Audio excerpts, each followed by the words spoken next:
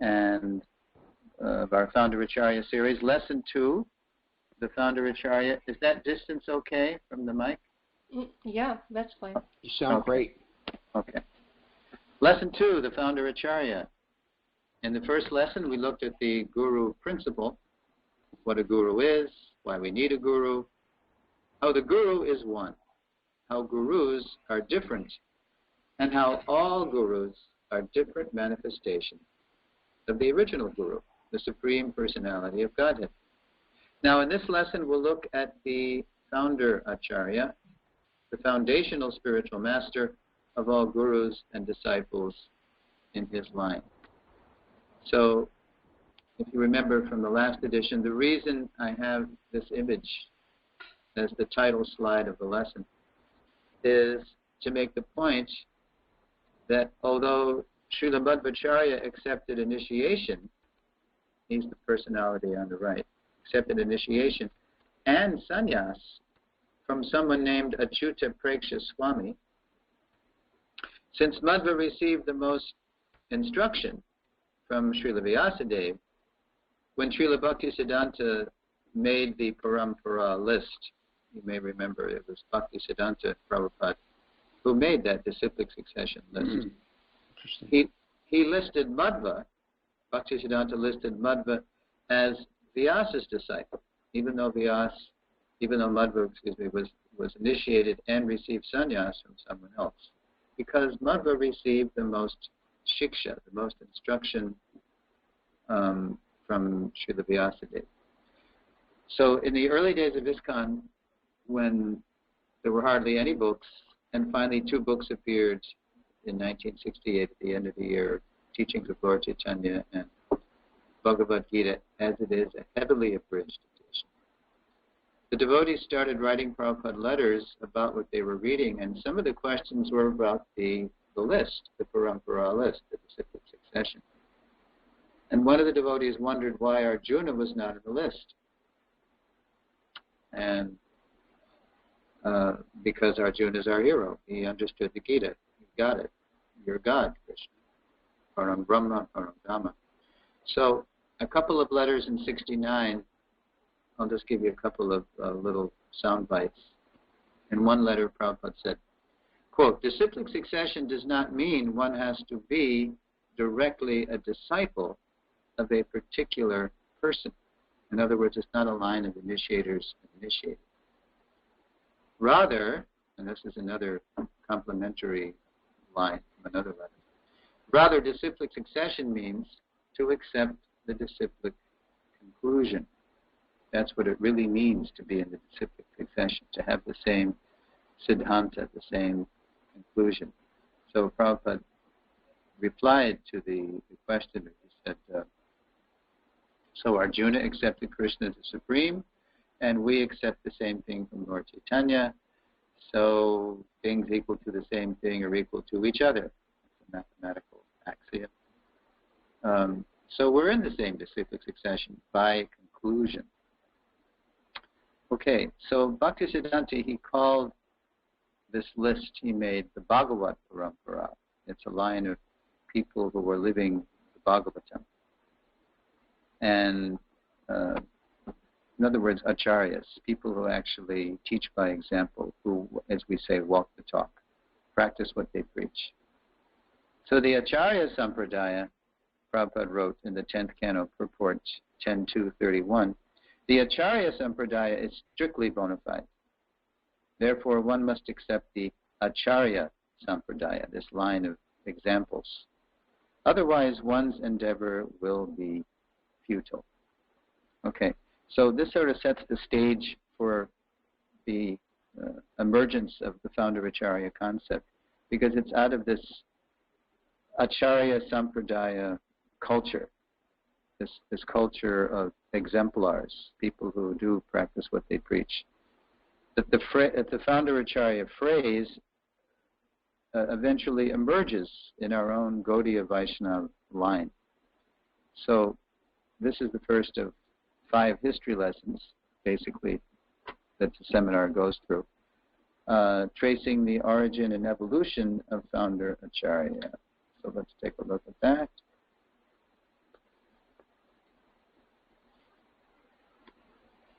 Okay, there's the 6 Goswamis, the chief disciples of Lord Chaitanya. Within a dozen years of Mahaprabhu's disappearance, he disappeared in 1534. In 1545, there was something organized happened. It was a sangha called the Sri Vishva Vaishnav Raj Sabha.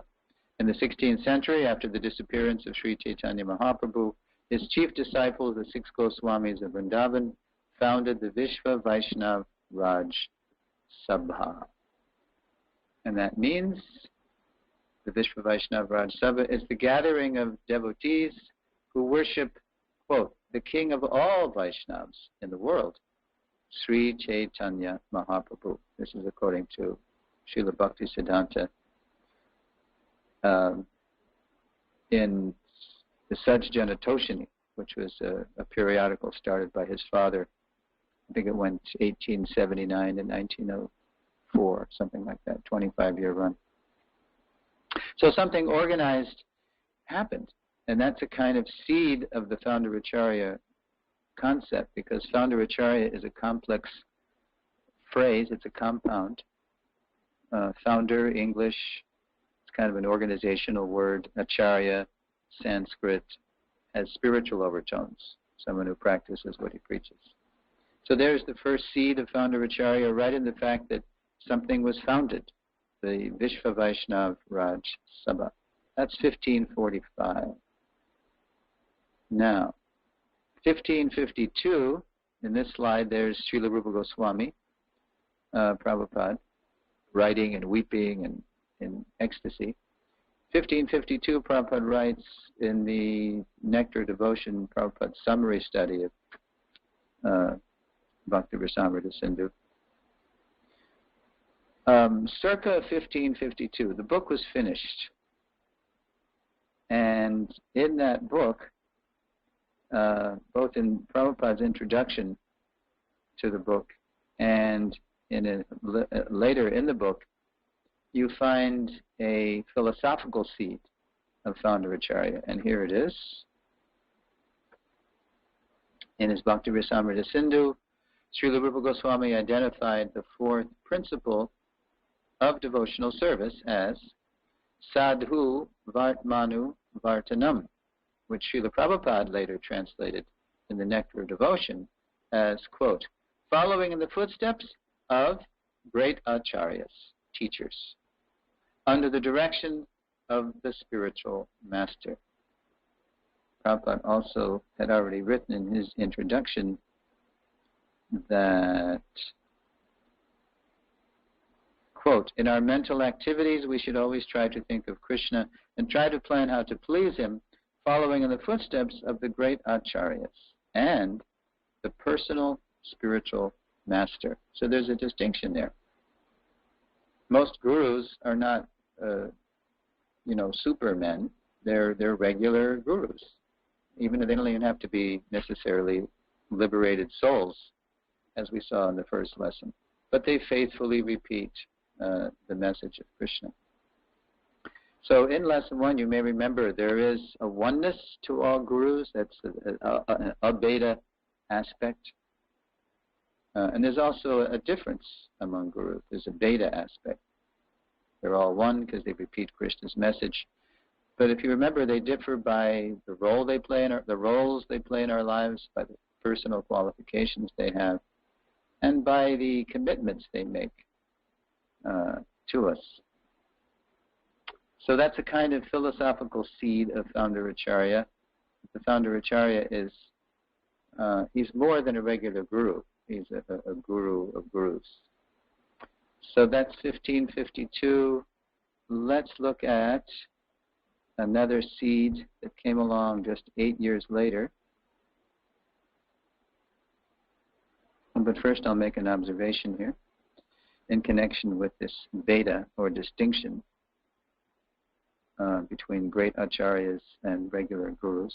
Quote, as a child may see his parents as everything at first, but then matures to see them in perspective, so a disciple may see his spiritual parents and relatives as everything at first, but then matures to appreciate them in relation to, quote, the great acharyas, let's look at how one famous disciple saw his great initiating guru in relation to an even greater Acarya.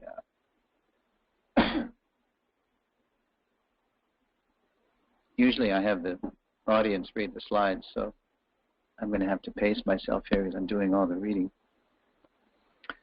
Okay, so it's 1560 now.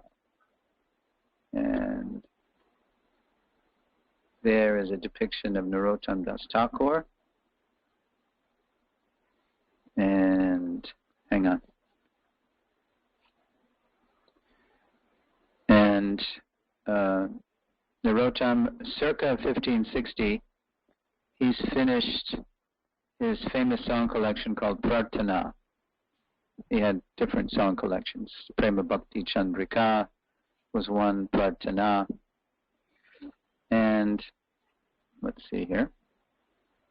In his Prarthana collection, Srila Narottam Das Thakur wrote in the fourth verse of Song 17, song to Srila Rupa Goswami, Prabhu Lokanatha Kabe Sangalanya Jabe Shri Rupera Parapadme More Samar Pibe.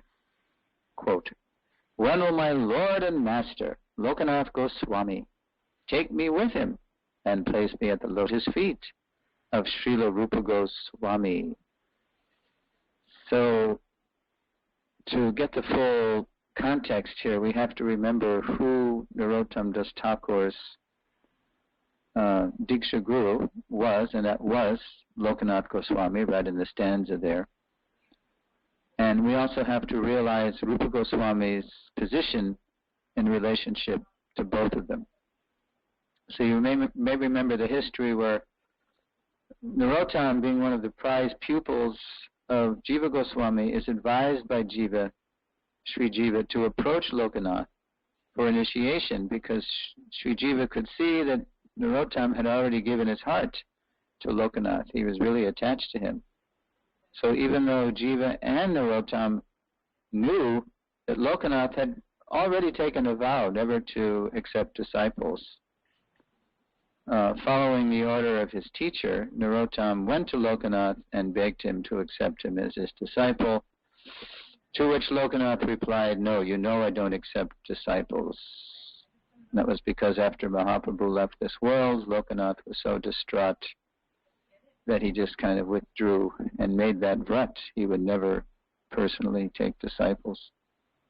So he refused Narottam's pleas.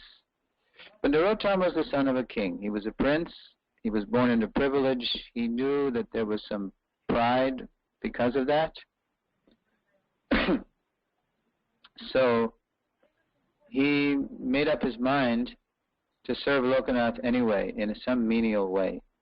So as you may know, he chose to clean the place that Lokanath would daily go to perform his daily ablutions. When Lokanath would evacuate and bathe, before he got there, Narottam would go and adjust the earth and adjust the water and make the place really clean and peaceful. And the first day that Narottam did that, Lokanath noticed it, but because he was so absorbed in his own bhajan and was very withdrawn, he just dismissed it as not being important. But this went on, the texts say, for over a year. That Narottam went to Lokanath, he went there an hour earlier before the ritual ablutions. He would make it clean. Finally, after a year, Lokanath thought to himself, this is outrageous. I'm a renunciate, and I'm accepting service from someone I don't even know. This has got to stop. So what Lokanath did was he hid behind a tree and to see who was doing this. And sure enough, Narottam comes along, and Lokanath can't quite see him in the shadows. But then finally Narottam emerges, and Lokanath's shocked. Narottam, it's you. You've been doing this. You're the son of a king. I can't accept service from you. And Narottam was so distraught. Please, you must accept me. I can't go on unless you accept me. So Narottam Lokanath said, no, I don't accept disciples, I'm sorry. But this time Narottam was so insistent and so sincere, kind of reminiscent of the mood of Bhaktisiddhanta when he approached Srila Gaura for initiation. There's no meaning to my life, I may as well end my life. And so, by the power of his devotion, Narottam won over Lokanath. And he made one exception to his vrat, and he had one and only spiritual child, Narottam Das Thakur. And yet, what do we see here?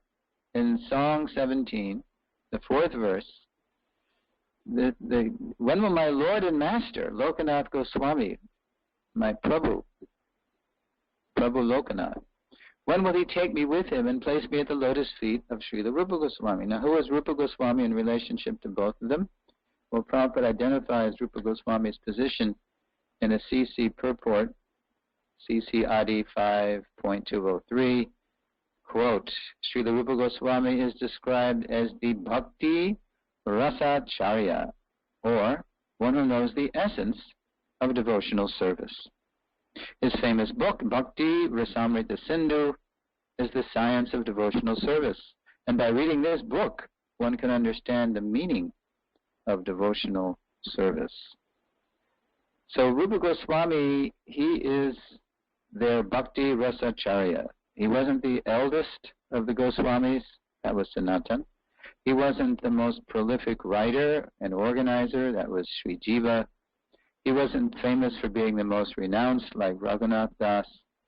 But as soon as he published his Bhakti Rasamrita Sindhu, everyone immediately realized, he is the chief, because he's the most expert at relishing the rasas, the moods, the mellows of pure devotional service. So he became known as the chief of the 6 Goswamis. So they don't say founder Acharya, because English is not even in India yet, but they say Bhakti Rasacharya. He's the leader of the line. So how does Lokanath feel when his only initiated disciple is singing like this? Does he feel jumped over or circumvented or minimized? Or how can you do this? Rupa's not in my zone. Ha ha ha. Couldn't resist that one.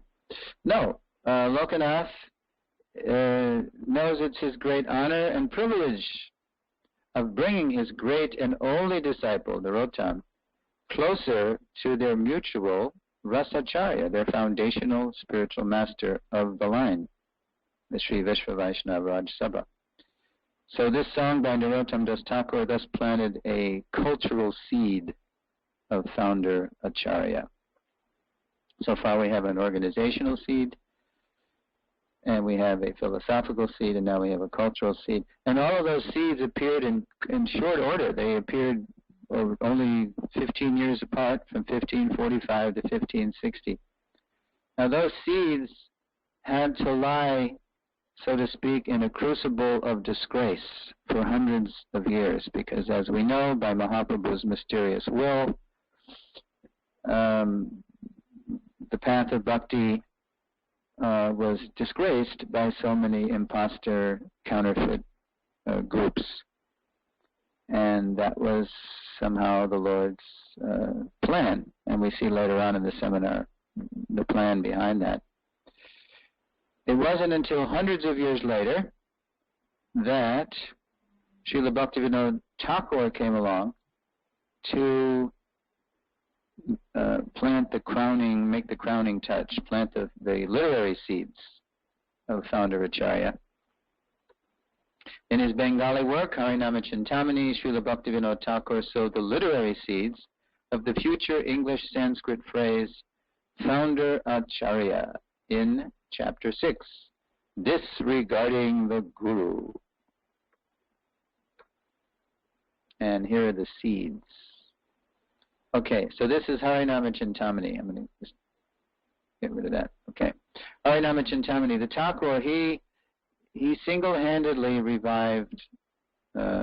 restored the respectability of Vaishnavism, especially Bhakti.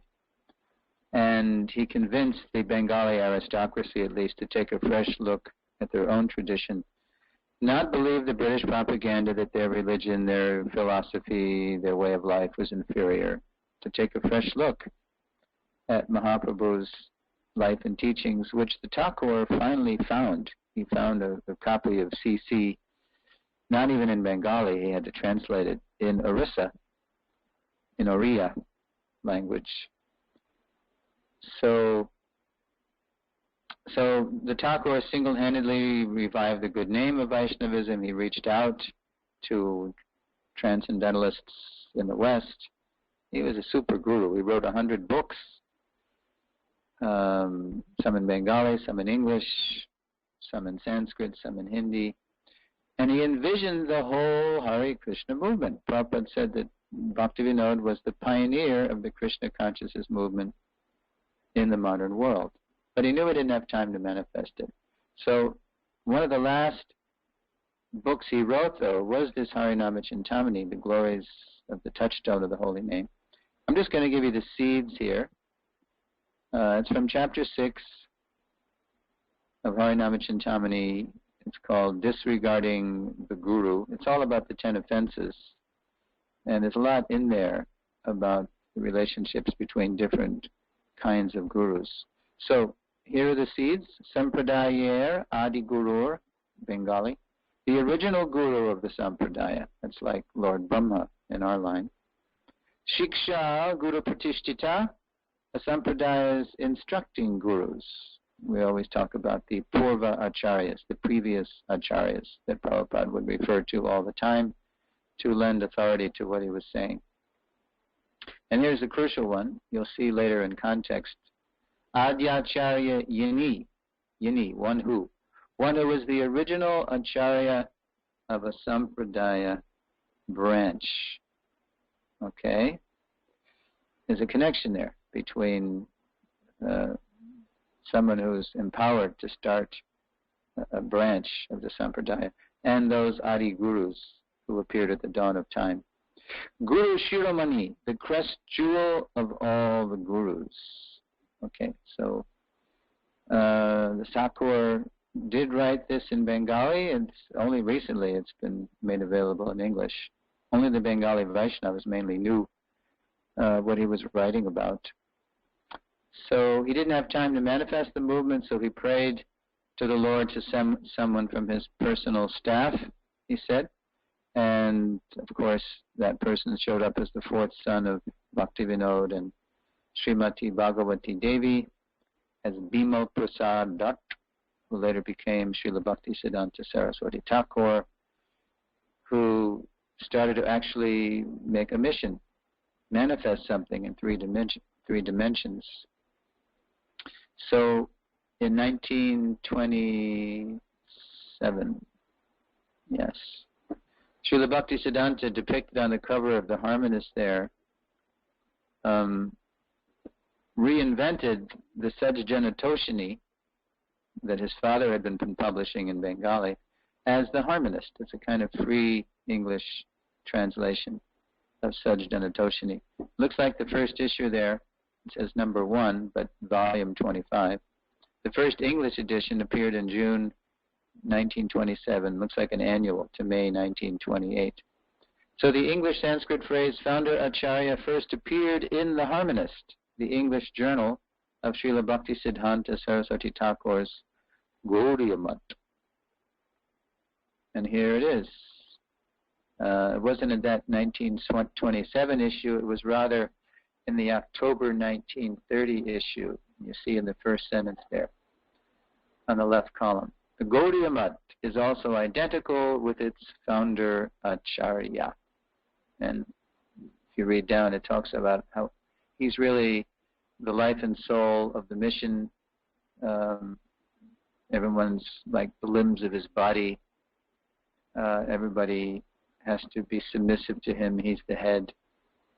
He's the heart. He's the life and soul of the organization. The reason this article came out, and there were a few articles, October 1930, October, November, December actually, is because the Gaudiya Mat was launching its brand new headquarters at Bug Bazaar Junction. A wealthy patron disciple of Srila Bhaktisiddhanta had built a big marble palace, and the Gaudiya much, especially Srila Bhaktisiddhanta and his scholarly disciple, Professor Nishikant Sanyal, they wanted to explain how the Gaudiya mission was manifesting the will of Lord Chaitanya. So it's a whole presentation that's referred to a lot in the Founder Acharya booklet the GBC published by Ravindra Swarup Prabhu, and technically it's called the Ecclesiology, how the organization manifests divine will. Okay, so that's the first appearance of Founder Acharya. That was in 1930. 3 years later, Srila Bhaktisiddhanta is getting ready to send the first Vaishnava missionaries to the West. That's kind of like the crowning glory of the Gaudiya mission. But he wouldn't let them go unless and until they had a book. And there's the book. Srila Bhaktisiddhanta commissioned Professor Sanyal, who became initiated as Narayan Das, with the title Bhakti Sudhakar, some honorific title. So Professor Sanyal, he was a Bengali Vaishnava, and he had been reading Bhaktivinoda Thakur's books, and he was a history teacher, professor of history, and he was asked by Srila Bhaktisiddhanta to write about Lord Chaitanya's life and teachings so that the preachers, when they went west, they would have something to take with them, substantial, to impress the Western intellectuals. And in this book, we find more information about the Founder Acharya in a very elaborate table of contents. And Srila Bhaktisiddhanta, by the way, he spent 2 months editing the whole manuscript, so it was a joint effort. It was a collaboration, Professor Sanyal and Srila Bhaktisiddhanta.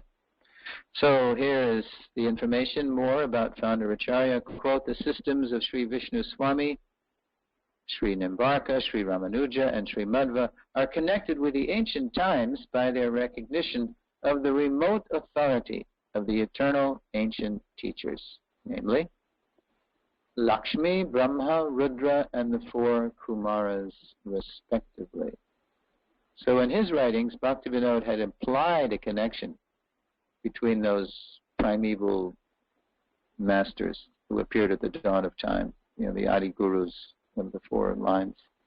He had implied a connection between those original gurus, Adi Gurus, and the 4 Founder Acharyas of the Vaishnava Sampradayas. But Sanyal made the connection very explicit, and therefore he says here, quote, the 4 Founder Acharyas of the Iron Age profess to preach the views of those original teachers of the religion. Okay, so let's see here.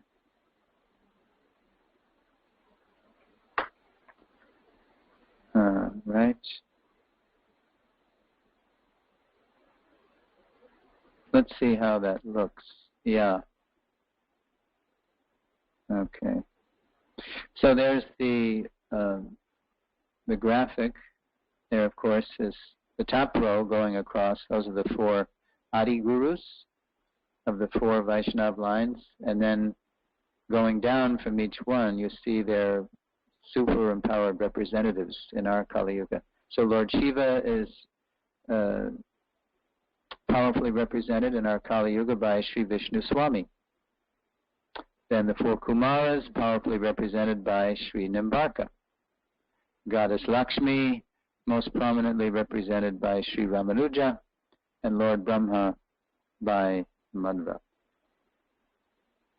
Now notice below each of the names of these Founder Acharyas, little Sanskrit terms which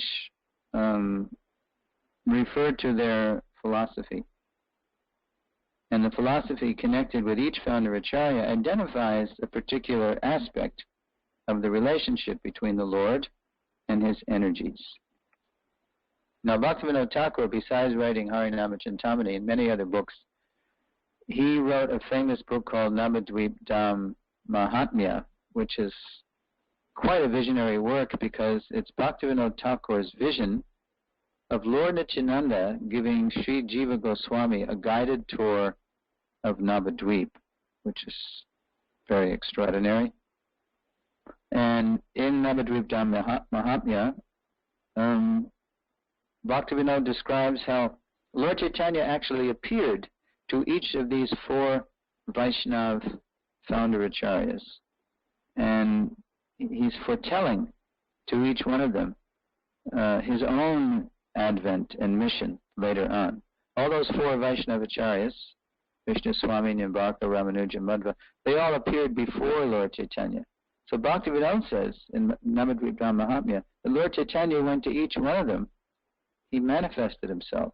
He made himself visible to them to say this.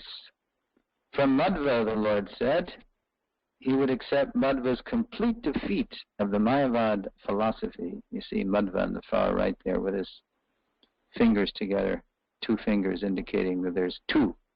It's not all one. There's Ishvara and there's Jiva. And further, the Lord told Madhva that he would accept Madhva's service to the deity, so deity worship and defeating Mayavad. From Ramanuja, the Lord said he would accept the concept of bhakti unpolluted by karma and jnana, as well as service to the devotees. From Vishnu Swami's teachings, the Lord said he would accept the sentiment of exclusive dependence on Krishna, plus the path of raga bhakti. And from Nimbarka, the Lord would embrace the necessity of taking shelter of Radha and the high esteem for the gopis' love of Krishna. So, when Professor Sanyal wrote his book, Sri Krishna Chaitanya, he had read Harinama Chintamani, he had read Navadvip Dham Mahatmya. So Sanyal took the opportunity to say this in that book, Sri Krishna Chaitanya, that each philosophy of the four Vaishnav founder acharyas, while they're correct, they're sound, they're really incomplete. The philosophy of Lord Chaitanya, however, quote, reconciles, harmonizes, and perfects the four founder acharya philosophies as, and what's the technical phrase for Lord Chaitanya's presentation? Achintya Beda Beda Tattva, the inconceivable and simultaneous oneness and difference of the Lord and his energies. Now the next slide will remind us of the crucial role founder acharyas play in their disciplic successions. So there's Ramanuja, whose millennial we're approaching. He lived from 1017 to 1137. We're coming up to 2017. So we're not talking about a centennial here. We're talking about a millennial. And then there's Madhva. He appeared 1100s, disappeared 1200s.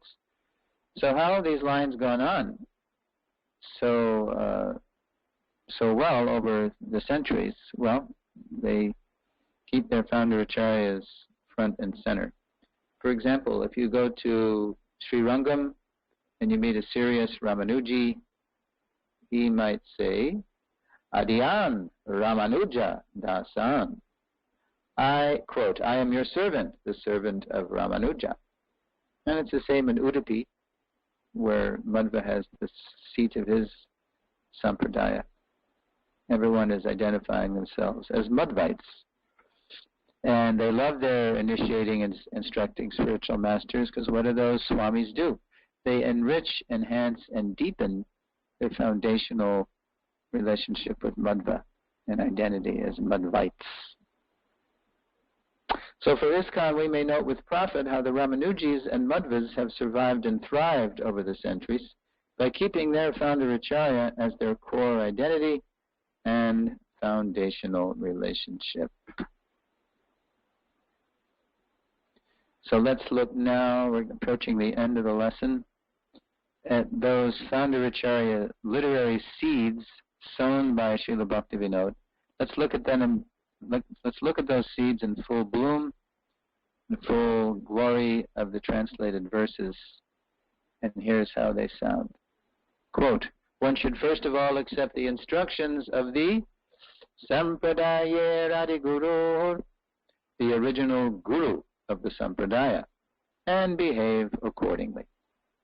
In the disciplic succession of Vaishnavas, the previous acharyas are established respectfully as Shiksha Gurus for the Sampradaya. However, and here's the key phrase, Adyacharya, the founder Acharya. You see, Adi Acharya, the founder Acharya, or original guru of a disciplic line, is appropriately worshipped and respected as the Guru Shiromani, the topmost crown jewel of the spiritual masters. His perfect philosophical conclusions are to be followed by all in his succession. Any contrary instructions will not be accepted. So that's the final evidence for the position of the founder Acharya in Bhaktivinoda's writings. And for the final slide, I owe a debt to His Holiness Shivaram Swami, who identified, hang on, Prabhu, come in, I'm online. Oh, thank you. Oh, right. Okay.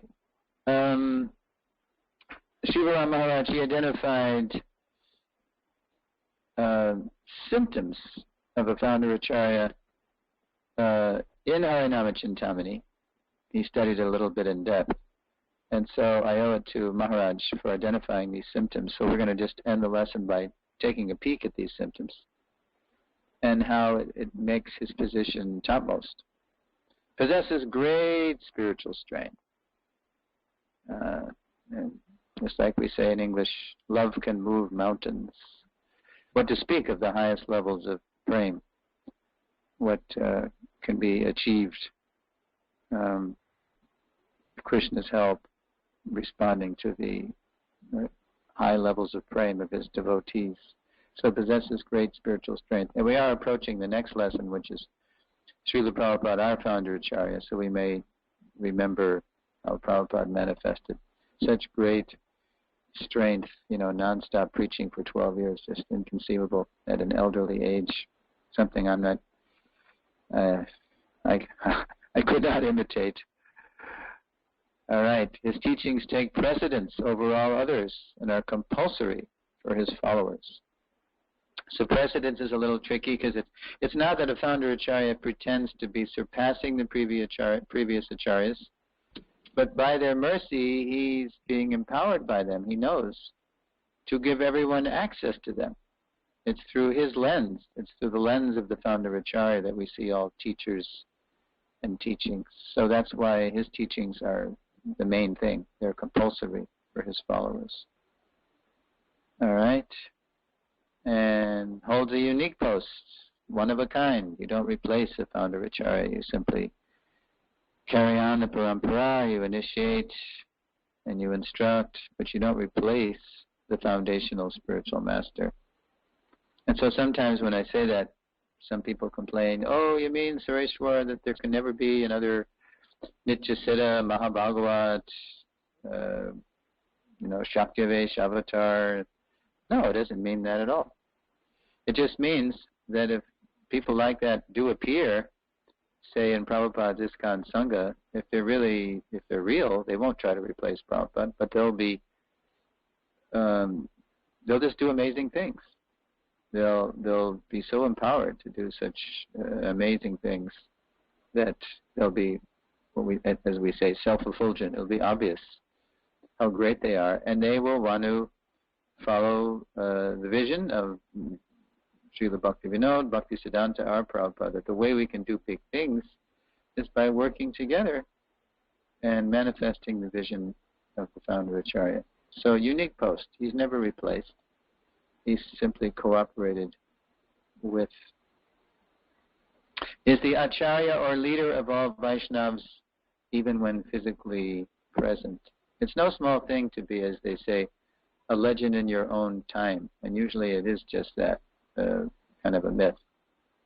But if somebody's really great, then that is recognize. Usually great people are persecuted in their time because they're too far ahead. And certainly to this day, even if people have heard of the Hare Krishna movement in different parts of the world, chances are less they've heard of Prabhupada, because Prabhupada, being utterly transparent to Krishna, he didn't put himself forward. He was always directing people to Krishna. People remember Krishna, the Hare Krishnas. We're not called the Bhaktivedanta Swamis like that. Leader, even when physically present, yes, and there was a kind of reconciliation even amongst Prabhupada and his godbrothers at the end, because as we know, Prabhupada, to protect ISKCON, he took it upon himself to say and publish things that were very heavy about the history of his own master's mission. And so at the end of his life, in the mood of Uttam, Adhikari, someone who's just in the mood of appreciation and is not making distinctions on the Madhyan platform, he just wanted to have some reconciliation with the godbrothers who had been disturbed by some of his preaching. So Prabhupada told Bhakti Chub Maharaj, call all my godbrothers to my bedside, and they came, many of them. And one Ashram Maharaj, for example, he became kind of the spokesman, and Prabhupada was saying to him, please forgive me, I am Mahapatita, I am greatly fallen.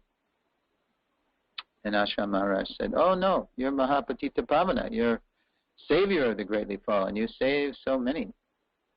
Prabhupada said, no, I became proud of my opulence. So many disciples came, and Lakshmi, and temples, and properties, and books. No, those things, Ashram Maharaj said, no, those things just followed you like maidservants because of your unprecedented preaching. So, and then he said, you rule over us, Swami Maharaj, you rule us, you chastise us, you're our leader. So Prabhupada, they were so disarmed by Prabhupada's humility, there was a kind of reconciliation, at least among that group, at the end, even when physically present. And finally, awards power of attorney to his followers who strictly adhere to his teachings. Power of attorney. If I give you power of attorney, you can represent me in the court of law, you can represent me in the bank. I give you full power of representation. So Bhaktivinoda Thakur said, you know how great a Vaishnava is by how many he converts to turns towards serving Krishna. Certainly Prabhupada did that par excellence, initiating so many, inspiring so many more, 12 years non-stop preaching. And we see in his wake so many inspiring devotees. I'm not just talking about, well-known, famous devotees, but wherever I have been traveling to present the seminar, wow, just amazing. There's amazing devotees out there. They just need to be encouraged from the leaders and approached by the rank and file to take up the service of actually being guru. Should be more local, as we said in the last lesson. More local guru-disciple culture. Okay, lesson outcomes. By the end of the lesson, students will be able to identify organizational, philosophical, cultural, and literary seeds of the founder Acharya principle as they appeared over time in the Gaudiya Vaishnava Sampradaya. We should be able to recount how the founder Acharya phrase finally advented, how it had finally appeared in the 1930s, identify the foundational role of the founder Acharya in all 4 Vaishnava Sampradayas, and identify symptoms of a founder Acharya noted in the Harinama Chintamani. Okay, preview of the next. Transition. Having looked at the origin, characteristics, and historical development of the founder Acharya principle, we are now ready to examine how our Srila Prabhupada emerged as the founder Acharya of a fresh branch of the Gaudiya Vaishnava Sampradaya, ISKCON.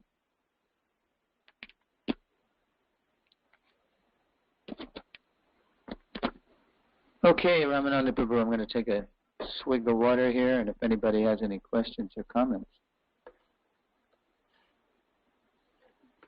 Okay, Prabhu, you are unmuted. Prabhuji, was always so enlivening. A thought crossed my mind. You were making a distinction between what you called a regular guru and a super guru. And how, to us, the disciples of Prabhupada, which is primarily what this Sangha is made up of, at Mangalartik, for example, we sing the Gurvastika prayers, and it's obvious in our hearts that our meditation is upon Prabhupada, because there's very, very intimate things, very lofty things are contained within those prayers. For example, the spiritual masters making tasteful arrangements for the loving affairs of Radha Krishna. Well, further down the line, and for lack of a better term, I'll use yours, regular guru. What is the meditation of the subsequent generations that may have a quote-unquote regular guru? Are they meditating upon Prabhupada? Or should they be meditating upon Prabhupada? Or perhaps, as you were speaking about, you're giving an example of Lokanath taking Madhvacharya to Rupa Goswami. Taking Narottam. Yeah. Right. To the lotus feet of Rupa. Well, what is the meditation of the next generation down at Mangalartikum, where the most important, the longest prayer we're singing is the Gurvastika, which is the kind of almost the lion's share, the main feature of the Mangalarti Dhan and Mahamantra. What are your thoughts? Well, as I present it to my audiences,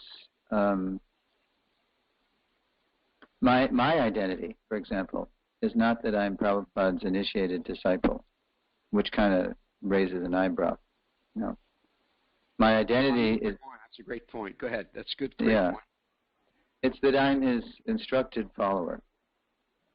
So, and whoever is enriching that identity is going to be... Those people are going to be the most important people in my life. So in ISKCON, in Prabhupada's ISKCON Sangha, we're all foundationally Prabhupada Anugas. So Prabhupada is like the pivot around whom all other relationships revolve. So that's how it works. It's the founder Acharya is the center, but everybody else is enriching that identity. So those are the most important people in our lives. Even if we happen to be still, I mean, there's still some of us alive, initiated by Prabhupada. Those are the most important people in our lives. In that way, nobody's minimized when Prabhupada's the center. Rather, everybody is giving each other Prabhupada, his life, his teachings, his mood, his mission. And it's this point that actually enables us to go forward in a united way, because we all share the same core identity. And as long as we don't share the same core identity, that makes it harder to cooperate, and it makes it easier for politics to come in, and us and them, and territorial this and that. And so as far as those prayers, for example, it's very individual. For example, at Prabhupada's Guru Puja, now that is Prabhupada's Guru Puja. That was brought over by, I remember I was serving in Gainesville as a young man in 1974. Amarendra came back with that song, and Prabhupada said that year that this should be sung to him in every one of his temples in front of the deities, after Darshan Arti, after greeting the deities. So that's like a real powerful statement. Of course, we didn't realize all the ramifications of that at the time, because Prabhupada's the only guru we knew. But now we see, the value of that practice, reminding everybody of our common relationship with Srila Prabhupada. Now, as far as Gurvastakam, that could vary. Like some of those verses are very, you say, basic, Chatur Vidashri Bhagavat Prasado, but you were referring to Nikunja Yuno Ratikeli Siddhyai. Now, I know back in the 1990s, I heard of a letter that Niranjan Swami wrote to one of his disciples who had written a very wonderful Vyasa Puja to him, a letter. And using that verse, Nikunja Yuno, applying that to Niranjan Maharaj. And Niranjan Maharaj wrote another letter back, thanking for the homage, but also saying, don't you dare. This is not me. This is not. I'm not this. This is not. I'm not on that level. So please don't offer praise when it's not real. Prithu Maharaj said a similar thing when he was being praised by people for things he hadn't even done yet. And Prithu chastised the praisers when they were at his inauguration. Anyway, it's kind of a complex topic. It's a subtle topic. It's a sensitive topic. But the main point is still there, that the founder Acharya is that pivotal relationship around which all the other relationships turn, and everybody's glorified when the founder Acharya is put in his proper place as the center of all the other relationships. I hope that's okay. That's good. No, that's great. That's really the point you were making. I just wanted to hear more on it, but that was a point you made by giving that great example of Lokanath. And Guru is one. You made that point. Shri Gurum Vaishnavam Shah. That is one. So when we're worshiping the regular Guru, is really in a sense one with the great Guru, because it's all taking us to the greatest Guru, who's taking us to Lord Chaitanya, who's taking us to Krishna. It's all in a sense one wonderful meditation. Thank you, Prabhu. Sure. Yeah. All gurus are just different expressions of Krishna, of his mercy. And they all play different roles, and they're all necessary and crucial. Founder Acharya is an especially pivotal, as I say, role. Okay. Go ahead. I got a bit of a question. It seems like when the emphasis is on shiksha more than diksha, that the Ritvik conclusion that's being propagated by some has some validity, on the sense that if I've accepted the conclusion of Prabhupada, then that's, and I'm accepting his rules that they're mentioned in the book, I'm following all of his teachings, then where would the difference be if I didn't take a formal initiation, but I followed everything that he said? I chanted 16 rounds, follows the 4 regulatory principles, accepted them within my heart. Could you say something how that could be explained? Yeah, sure. Because, for example, it does say in the books that we need to go through that rite of passage of accepting the shelter of a bona fide spiritual master, receiving an initiation. It's part of the whole, like in AA, they have 12-step recovery process. So we have a 9-step recovery process from Shraddha to Prem. And Bhajana Kriya, making the commitment public, formal, before the deities, the sacred fire, the Vaishnavas, the Guru. That's necessary. And Prabhupada would say time and time again, for example, if you want to be a doctor, you want to be a lawyer, you want to be an engineer, it's not just a matter of getting the books and studying the books on your own. You need a teacher who's manifest before you, who can, as Prabhupada said once, someone asked Prabhupada, what's more important, the book Bhagavat or the devotee Bhagavat? And in this case, at least, Prabhupada said, the devotee Bhagavat, because the Guru can pull your ear. In other words, we need encouragement, we need scolding, we need it all. And that all comes out in the association of serious and sincere devotees. Yeah, it's a myth, or it's a misunderstanding. Put it this way. In other words, if we really deeply understood Prabhupada's position as our founder Acharya, this comes up later in lesson 9. Why in the world would I want him to be my Diksha Guru?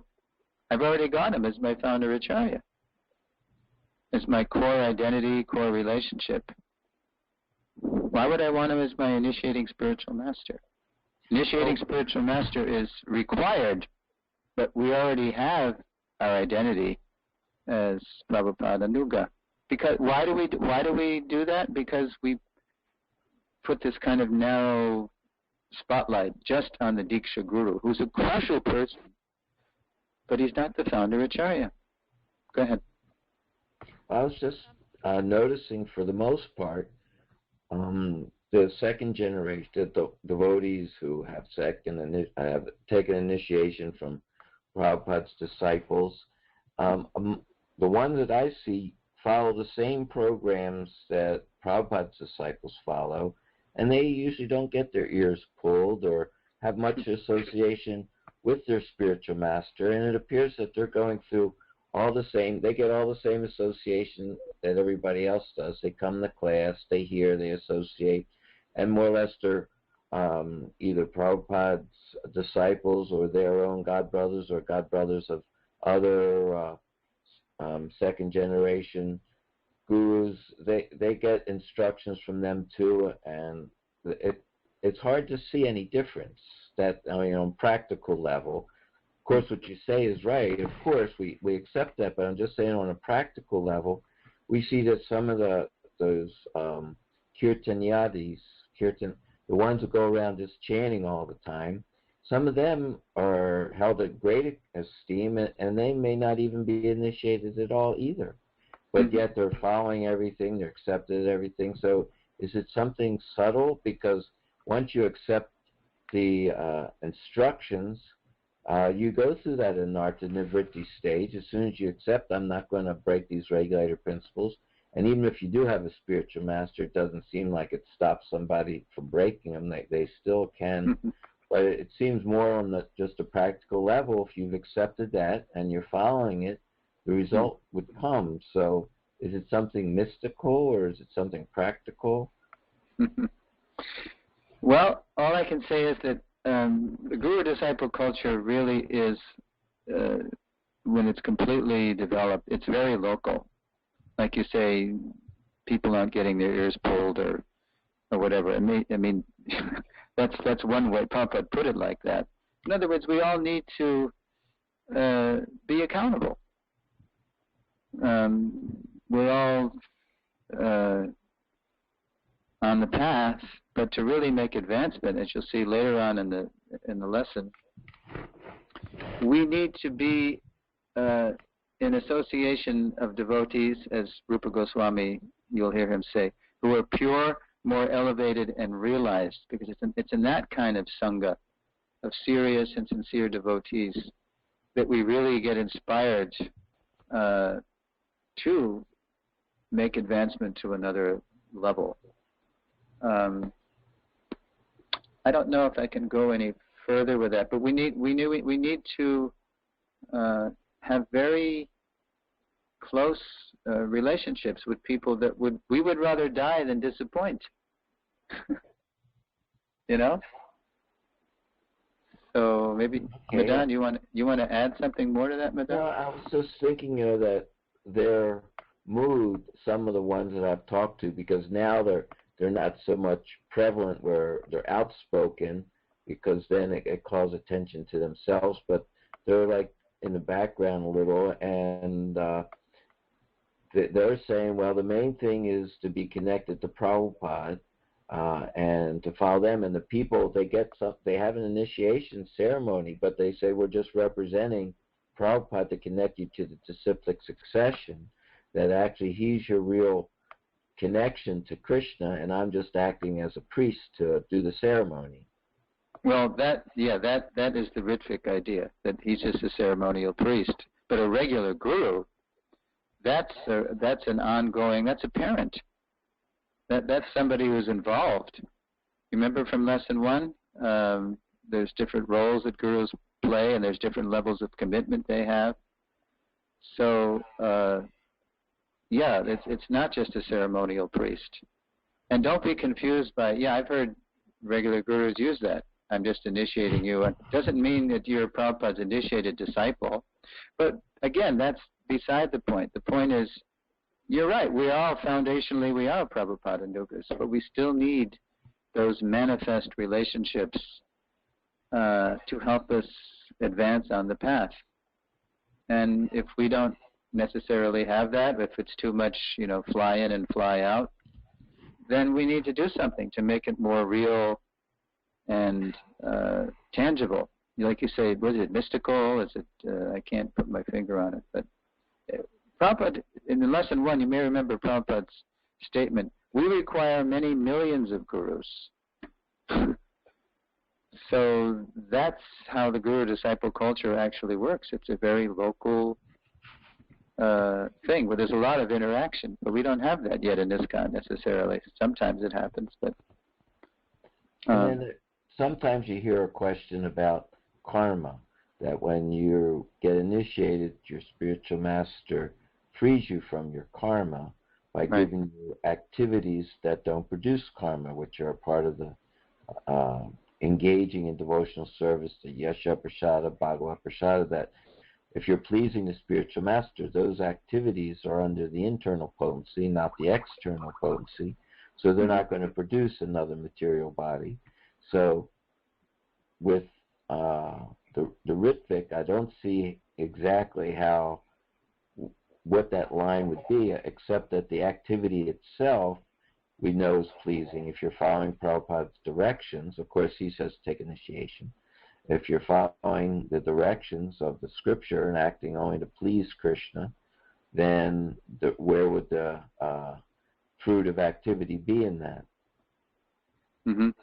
Well, I remember one purport where, it's a famous purport where Prabhupada says, to think one can be Krishna conscious outside of the society of Krishna consciousness, one is living in a great hallucination. And further down in the purport, Prabhupada says that if one does not serve Krishna in the association of devotees, his activities do not become distinct from material activities. Wow.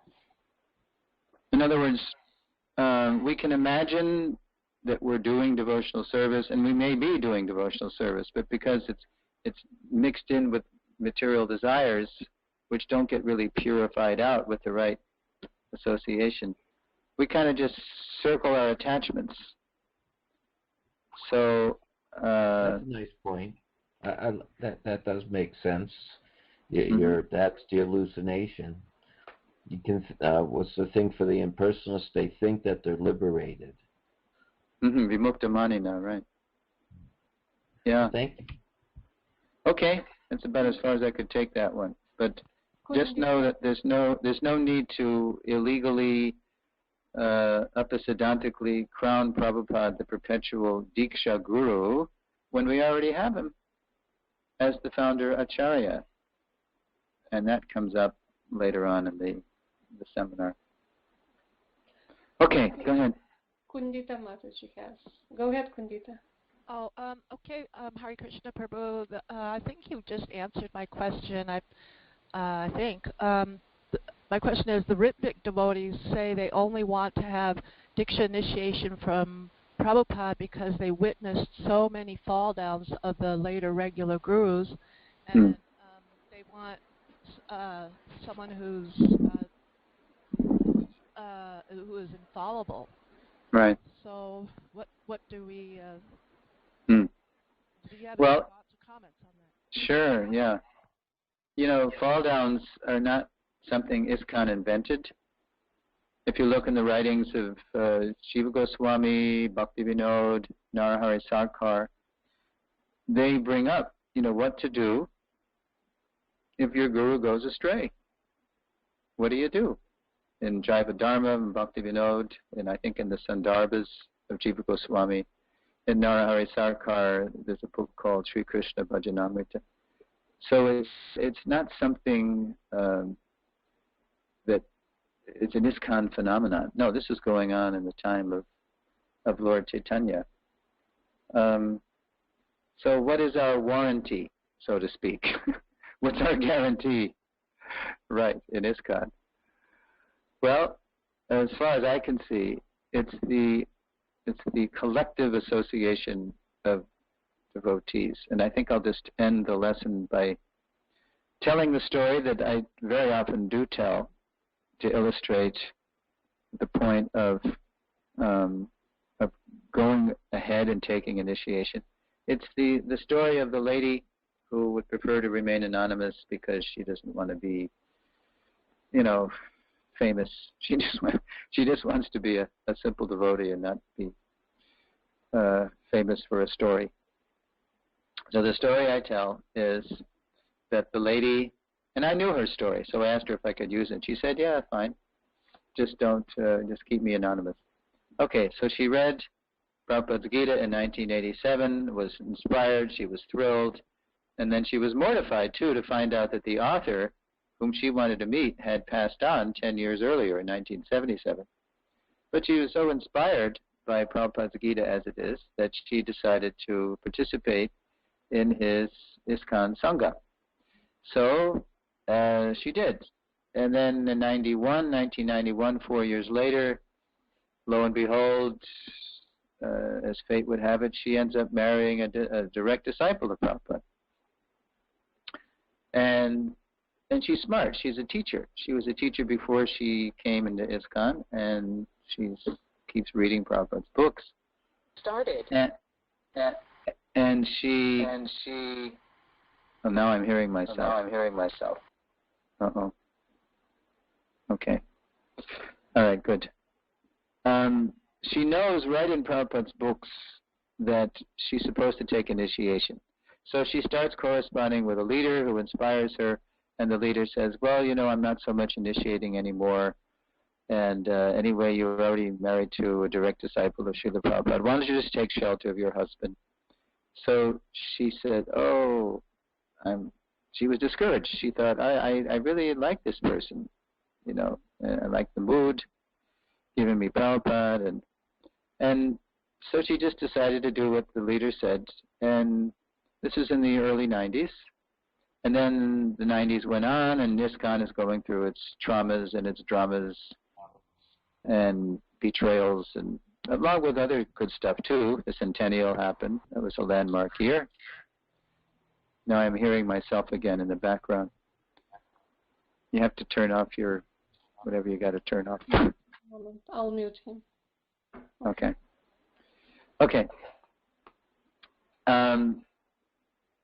And the 90s go on, and as this lady, it begins to be a conflict in her, because she knows Prabhupada's telling her in his books that she must be initiated, but at the same time, she starts developing this kind of attitude that you actually expressed, Kandita, that she doesn't want to take the chance that maybe she'll be disappointed or betrayed later on. So it's becoming a real, conflict in her consciousness.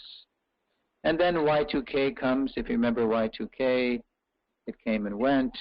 The world didn't end, and so she takes a fresh look at her conflict, and she tells her husband, Prabhuji, I've really got to resolve this. This is driving me crazy. I've been in ISKCON for years and years, and I know I should be initiated, but I'll be darned if I'm going to offer prasad or incense or a flame to anybody else's picture, because Prabhupada is my spiritual master, and at least my founder Acharya. So I know that, and I don't want to take a chance of anybody messing with that relationship. So I'm still getting an echo, Yugala Rasa, if you can mute everybody. I maybe have to mute myself, just one second. Okay. Okay, so 2003 comes along, and she and her husband are at a festival, and she gets inspired by the leader speaking at the festival, and she says to her husband, Prabhu, we have to meet with this leader. I need an audience with the leader because I have to resolve this. This is driving me crazy, to be initiated or not to be initiated. So they approach the organizer of the festival, who says, well, you know, Maharaj has been traveling all over the world. He's really exhausted. He's not feeling well. So I'll give you 10 minutes. So by Krishna's arrangement, 10 minutes turned into 20 minutes, turned into 30 minutes, turned into 40 minutes. And in the course of 40 minutes, this lady unloaded her dilemma and all of her psychology and mentality of how she knew Prabhupada in the books is saying that she must be initiated, but she's really afraid of that. She doesn't want to be betrayed. She can't imagine offering anything to anybody else. And then she says, is this offensive? And then the leader very wisely said, no, it's not offensive, it's intelligent. And then he proceeded to tell the lady of his road that brought him to Prabhupada's lotus feet, and how long it took him to surrender to Srila Prabhupada even. And then he said something which turned a light on at her consciousness. He said, now what if you took initiation from someone who wouldn't get in the way of Prabhupada, who wouldn't come in between you and Prabhupada, but who could actually deepen your relationship with Srila Prabhupada, who could enhance it? What do you think of that? And the lady, she had never heard that. That's what she said. Oh, I never heard that before. You see, that's the solution. That's the resolution to the whole thing of the narrow focus on the initiator versus the illegal solution of just, in a wholesale way, declaring Prabhupada as everybody's initiator. No, that's not the way parampara works. What if you took initiation from someone who could enrich, enhance, and deepen that relationship with Srila Prabhupada? Oh, I never heard that before. Well, no wonder she's in a dilemma. She never even heard that before. She never heard people presenting the actual position of gurus post-founder Acharya, what their duty is, what their dharma is, what their role is. And again, those are the most important people in our lives if they do that, in our very manifest human lives. So, long story short, or anyway, I'll cut off the long story. A year later, she did take Diksha from this person.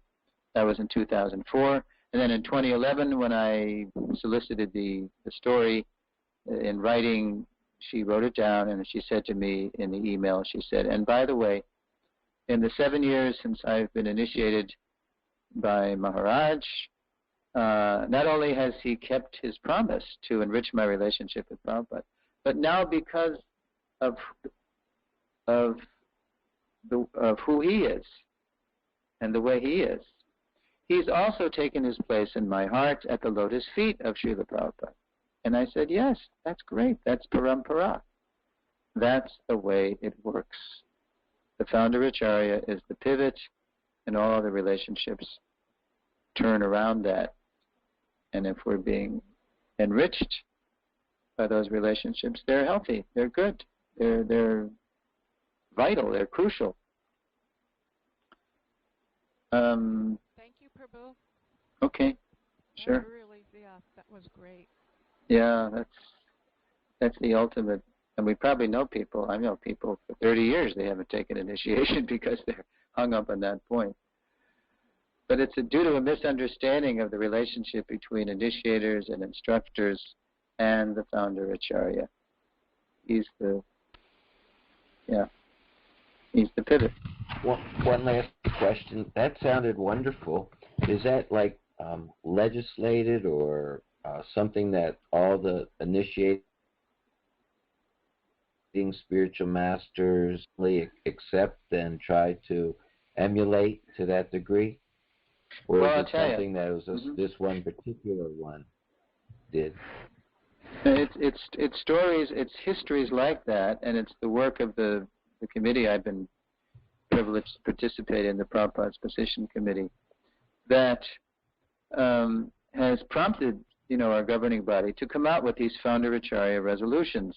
The last one was in 2013, but because this guru-disciple culture is still very, often inconsistent on this point, we don't really need more legislation. The words are out there. We just need more consistent education amongst the gurus and their own disciples. That's where it has to come from. So it takes, it takes time. Sure, it takes time to recover. We're still recovering from that gross imitation of Prabhupada's position. Therefore, we have this seminar. Srila Prabhupada, our founder Acharya. Yeah, we don't need more legislation. We just need more real education. Yeah. That sounds good. Nice line. When you told this story last time, Suresh, you did mention who that initiating guru was, and well, he's a really, really super, super sweet one. I don't know more. I don't. I'm not at liberty to say it on the air. Got it. Okay. No, I think you did. Well, okay. Maybe it was that when we had a private thing here. Yeah, but anyway, that was later. He was a very, very special one who's really deep in my heart. Right. But there are others that aren't, as Madan Mohan's sort of alluding to. There are others that aren't really in that wonderful mood of, at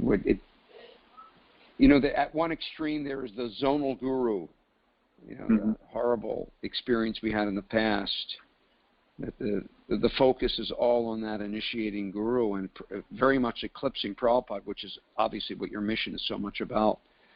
But it is wonderful when we see examples of gurus like that are really just transparent medias to connect us to Prabhupada. And but at the same time, not just an official priest. Right. Because it could become become like Ritvik, but not at all.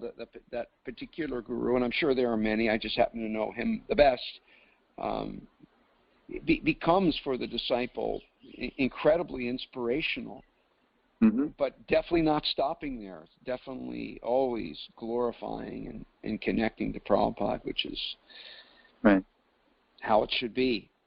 Because so many times that question is going to come up: is what is the difference between when we put so much emphasis on Prabhupada? How is this different than the Ritvik? And that question was already asked today, and I think you're really helping us understand the difference. And that was a great example that you gave. I'm just adding, since we're not going to mention that person's name. That's just one of my all-time favorite initiating spiritual masters in our society, and that's definitely his mode. Jai. So it's 34. We've been going for, well, actually, we got a late start, but yeah. Anything else? Well, thank you so much, Srila Prabhu. It's really nice. Really, really getting better, like Narahari Prabhu said. Yeah, it's definitely it keeps getting better and sweeter, and you're becoming more empowered. Did it sound any different from last year?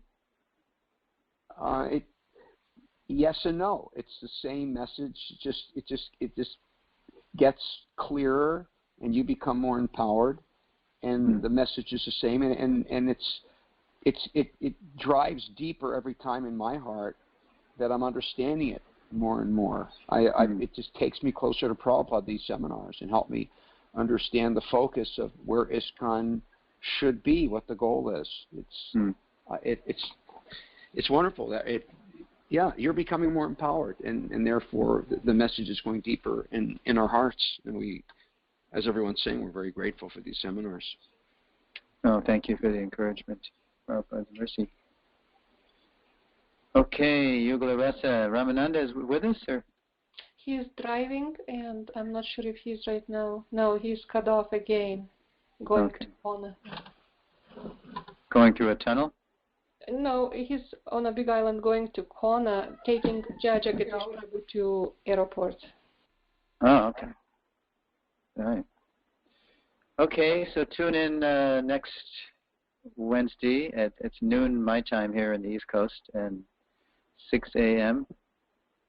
And my living situation is not so stable here. It's in flux, but I'll try to continue with the series. And thank you for listening. Thank you very much. Jai. All glories to Srila Prabhupada. Jai. Hare Krishna. Hare Krishna.